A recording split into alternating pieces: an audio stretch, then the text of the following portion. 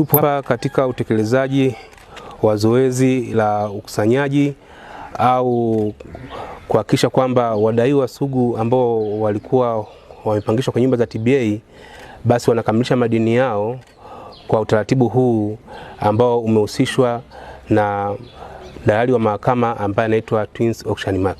Zoezi hili linawahusu watu katika magrupu matatu. Kwanza ni wadaiwa sugu.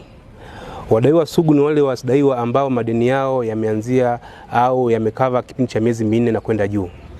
Lakini pia wadaiwa wengine ambao tunahusiana nao hapa ni watu wa subleasing, kwa maana ya watu ambao walikuwa wakipangishana kupitia mpangaji fulani ambaye maybe aliachia nyumba kamwachia mtu mwingine kama aidha ni rafiki yake au ndugu. Kwao ni kamoja kategori ya watu ambao wanahusishwa kwenye zoezi hili.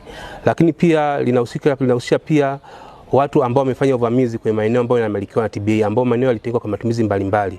Watu hao pia wamekuwa wakitumia maeneo taratibu na sheria, hasa zoezi pia litaweza kuwagusa na wataweza kushughulikiwa. Na mpaka sasa hivi tumeshatoa wadaiwa 15 ambao wanadaiwa madeni sugu baada ya kuwapa demand notes.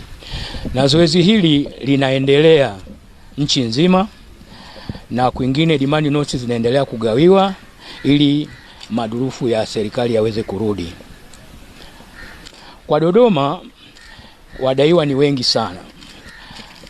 Mpaka sasa hivi kuna kiasi cha hela bilioni 2 ambazo ziko nje na tunaendelea kuzikusanya, kwa sababu mpaka sasa hivi tuko kwenye milioni kama 200 hivi na zoezi linaenda vizuri.